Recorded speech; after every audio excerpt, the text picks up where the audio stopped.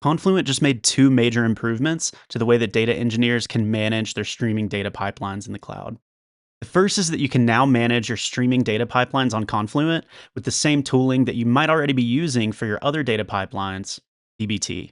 The second update is that you can now make use of materialized tables to evolve your streaming pipelines in place instead of performing complex migrations or drop and recreate steps for your pipelines. So let's take a look at both of these new updates in action. Now, first, we'll pip install dbt Confluent and make sure that in our dbt version, we see the Confluent plugin. Let's take a quick look at our models. First, we have a raw orders model that's just generating some sample orders data for us. Then we have an order staging model that is cleaning up our data and ensuring that we have valid orders. Then finally, we have this high value orders model. And this is the materialized table that's actually going to capture any orders with a value of $300 or higher. So now with one command, dbt run, we can deploy and run all of our statements. Those completed successfully. Then we can run some tests on that data with dbt test. All of our tests here pass, so we're in good shape with this pipeline. Then we can run dbt docs generate and dbt docs serve. This is going to create the documentation for our models. Now let's look in the Confluent console at our Flink statements. You can see here we have several Flink statements run. We're going to take a look at the materialized table here, high value orders. You can see our statement here in the console where we're only allowing orders over $300 into this topic. Then if we go to our topics, we can actually see the messages here and validate that.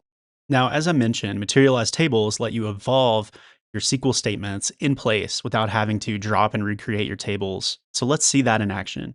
I'm going to open up the model for high value orders. We'll take a look here. And the first thing you'll notice is that we have this start mode, which is resume or from beginning. So it's going to attempt to resume the processing from where the statement last left off. And then if for some reason it can't do that, it'll start back from the beginning. That's our default mode here.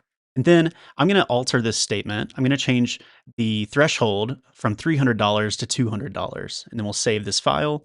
We'll dbt run to deploy this. And then once done, we'll jump back into the Confluent Cloud console. Here, take a look at our statement once more. You can see our statement is updated. Our threshold is now $200 instead of $300. We can even look at the history and compare these two statements side by side.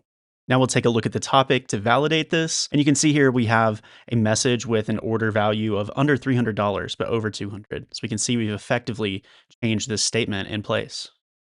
And one other important thing to know about this is that there's a new confluent-sql library for Python used under the hood here. You can actually use that library yourself. So I'm going to run a quick statement. First, a snapshot query, where we take a point in time selection from our orders topic, but then also a streaming query where we can stream one of our topics directly in Python. Now that wraps up this quick demo of dbt for Confluent and materialized tables. But if you want to learn more, check out our latest blog post, check out the Confluent documentation to get started with these tools today.